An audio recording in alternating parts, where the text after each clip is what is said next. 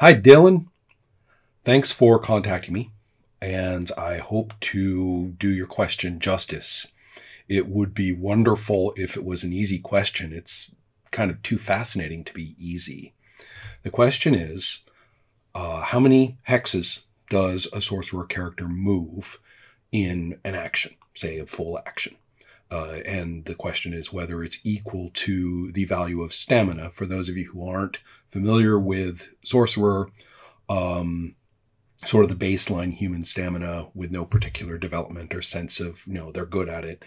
And it covers all motivated physical activity, withstanding of damage. So even just passive physical ability, it's all just kind of crammed in there as stamina.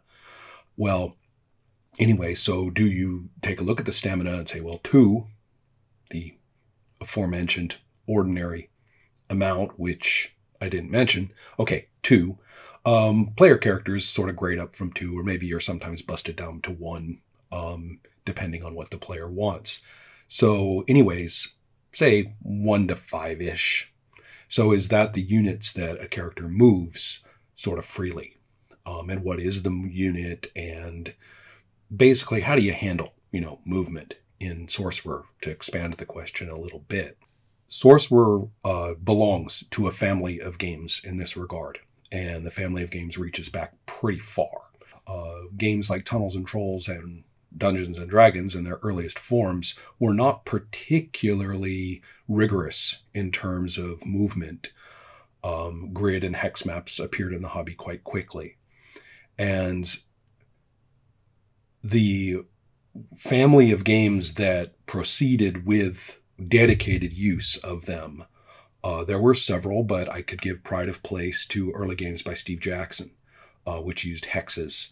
And so you had Melee and Wizard and the Fantasy Trip, and Champions picked that up from there, and GURPS certainly. And so that whole mega hex and hex approach, how many hexes, what's your facing, and all that kind of thing, was extremely developed in role-playing by that family of games. By contrast, you don't really find quite the same degree of precision in the D&D family.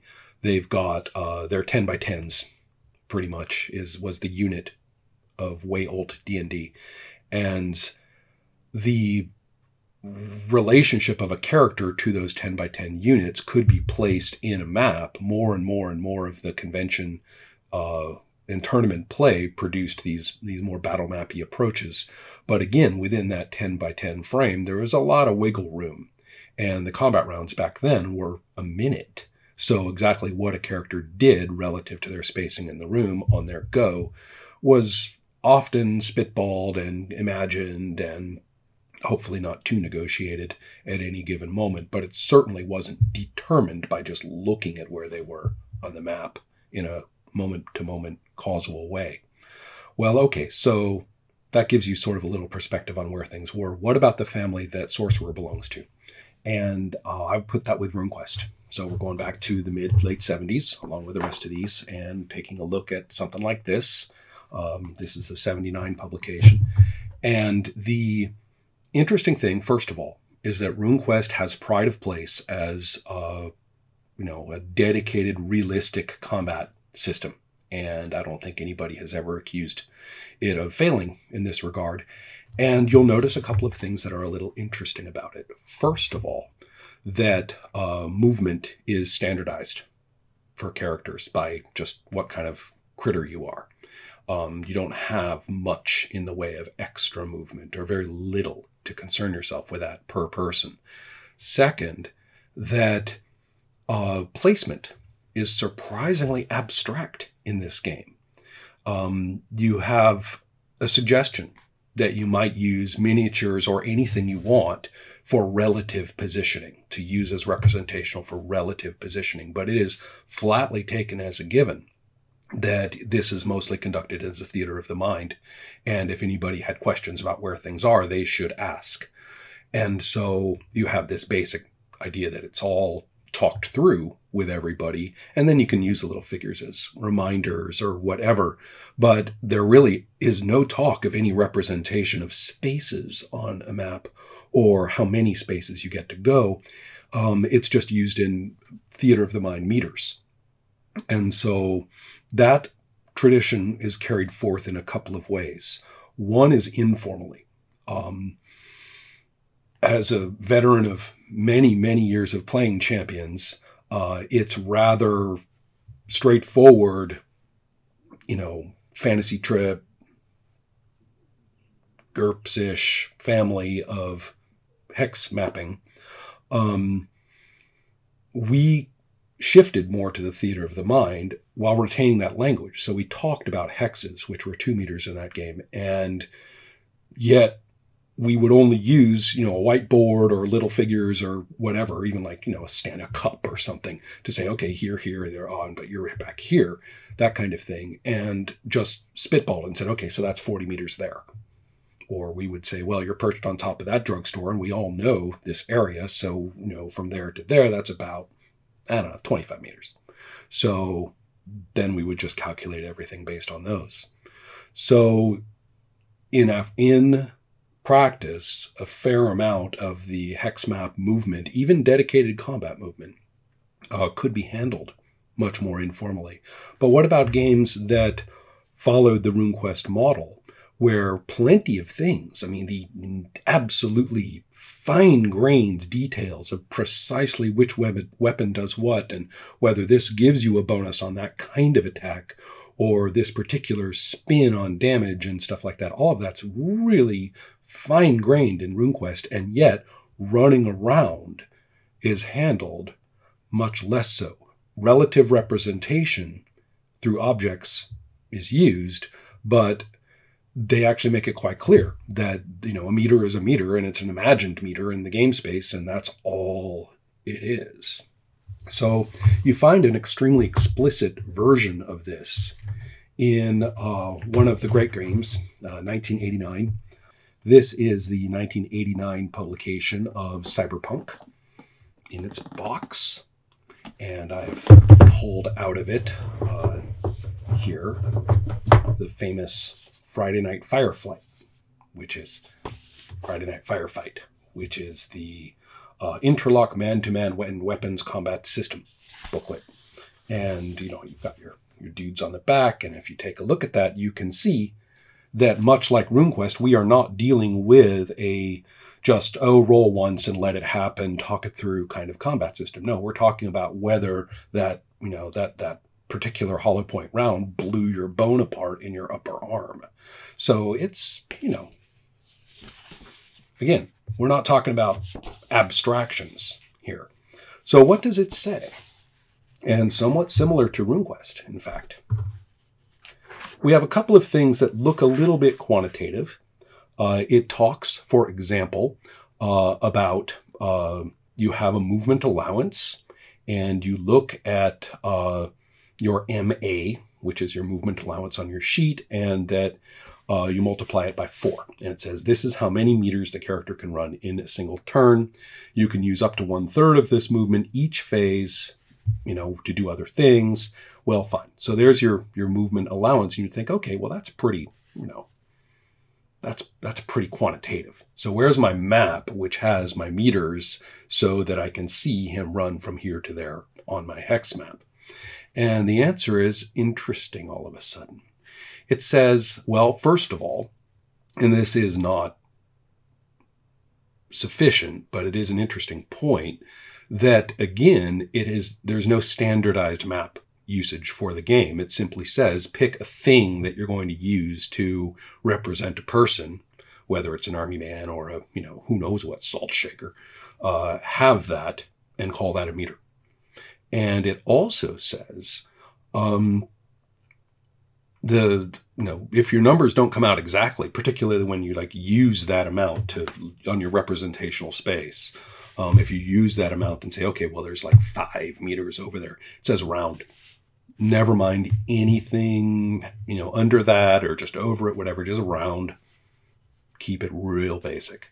So all of a sudden you have sort of an adjustability of the representational space that isn't it's what you're imagining goes into the representational space, the physicality of the devices you're using, not the other way around. You don't actually consult it and say, oh, okay, well, it's that many over. It's the other way around. You say what's going on, and then you just use those things there to remind you. So then we have a couple of other interesting points. You say, well, okay, that's practical on their part. Maybe it's just practical, and we still are, concerning ourselves with how many units of this and that. And the answer there also becomes interesting when we talk about facing and fields of view. In fact, the language is rather pointed.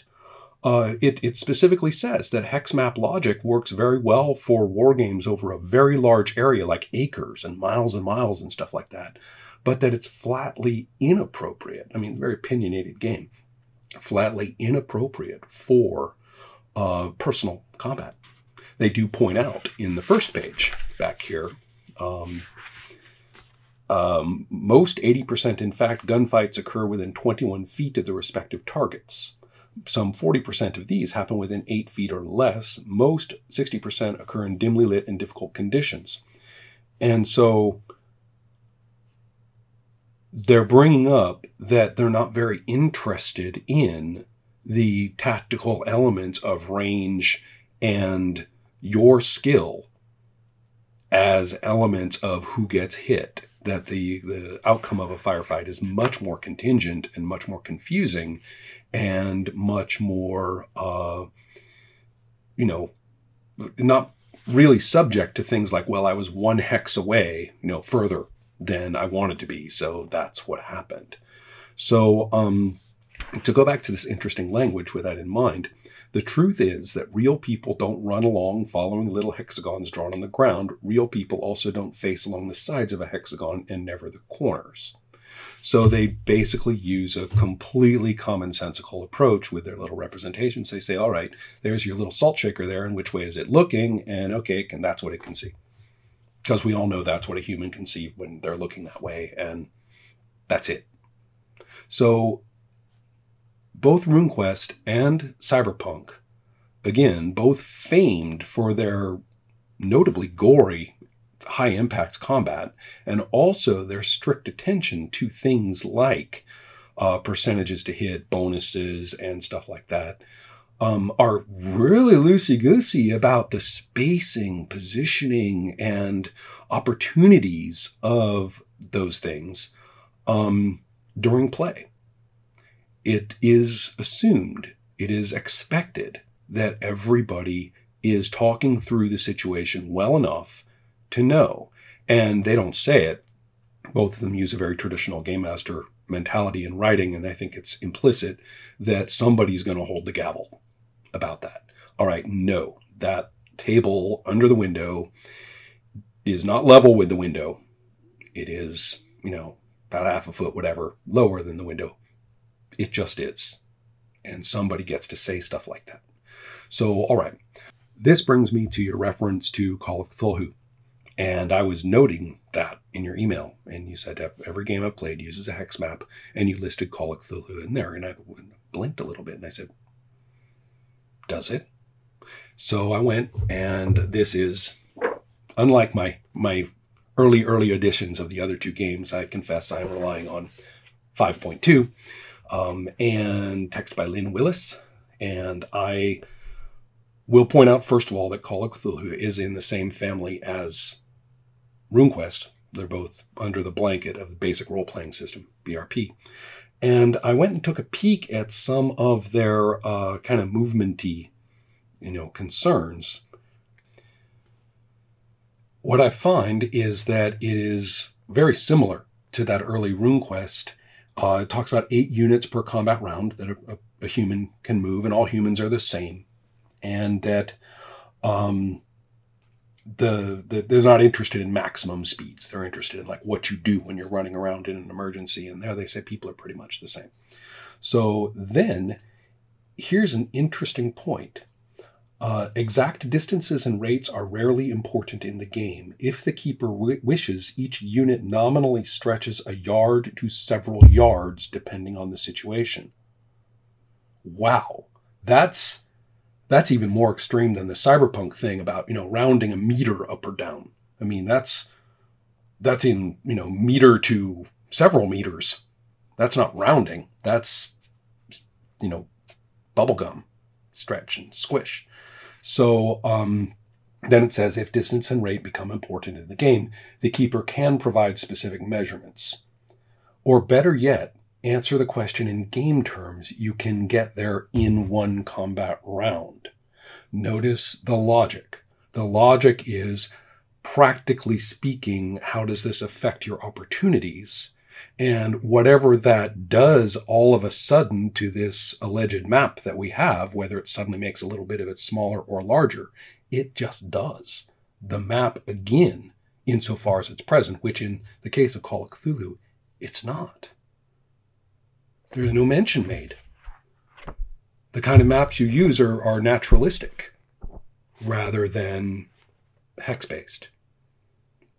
So your reference to using hex-based movement in Call of Cthulhu kind of interests me, not as a you're doing it wrong or a criticism of any kind. It's clear that your play experience and the people you play with utilize these things as normative. And so I would just want to get it across that we have this whole family of games in which, although many, many aspects of range or surprise or initiative especially, and many things like that are going to play drastically into whether you can get an attack off or whether you can get behind that fire hydrant or any of those things.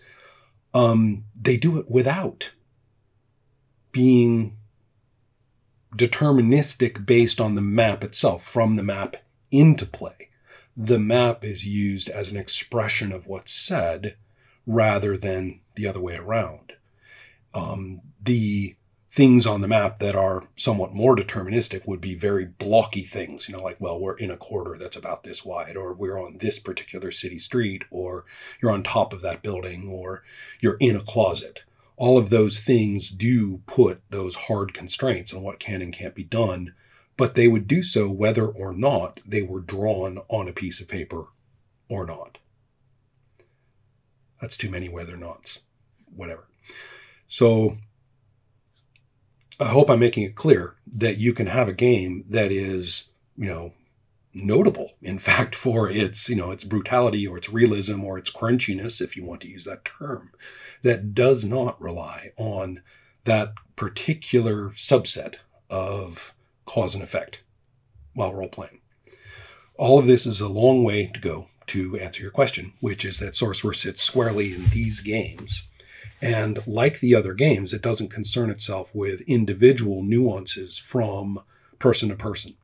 So Stamina 5, Stamina 2 doesn't designate distance in a particular round because the way people move in these extremely short little bits of movement options, very short in time, the way people move in those has nothing to do with top speed or peak physical performance of your capacity versus someone else's.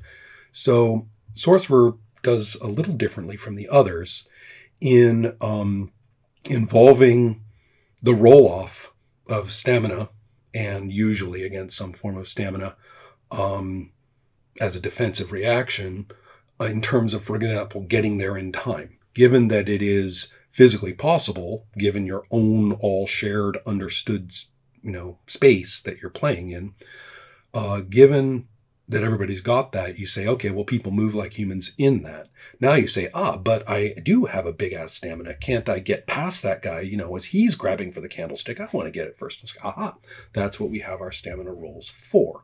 In other words, when and if stamina or any other score is involved in being better than someone else at doing something, that's what you have the dice for. So therefore, you have a somewhat more concrete way than stated in the other games about getting places. Sorcerer doesn't have the sort of take your turn approach to initiative that these other games do. So it's not like it's your turn and now you're kind of free to go. And you don't really have to worry that much about what someone else is going to do to, trip you up in the midst of your go. Sorcerer is nothing but tripping everyone else up in the midst of their goes. And so therefore, you end up with a more, dare I say it, dynamic and yet utterly justifiable as we go sense of who got where what, who got where when to do what. So with that in mind, you again let the imagined space that you're playing with do its job. The things that were established as known, you are in a crowded garage. You know, it's got car parts and it's got shelves with stuff piled on them and it's got rags on the floor and maybe one of those little wheelie things for someone to step on by accident. And so you've got all that scattered around. And everybody's kind of got an idea. Well, how big is this garage? Oh, yeah, I didn't say. Yeah, this is one of those, like, you know, it's pretty big. You can do work and it's like 3 cars, even though, you know, 2 of those car spaces are taken up by cars. So you say that and everybody's got this in their head. And so anything that has to be handled with can I get there in time has a lot to do with how the various roles in question work out. You're all working within the constraint of what humans can do. Differing personal performances resolved by the roles. So I hope this lets you know that I'm not talking about a new kind of system for sorcerer movement, that it belongs very squarely with a particular family of games, that these games are noted more for their intensely nuanced and justifiable impact of things like bullets and fists rather than abstracted ones. And Sorcerer is no different. It's also extremely fine-grained and nuanced when it comes to just how hard he hit you in the jaw. So I hope that helped or made sense. Well, I hope that was helpful or interesting in any particular way. So go ahead and ask me any questions, follow up, let me know more about your play experiences with the hex maps and different games. And I look forward to talking more with you.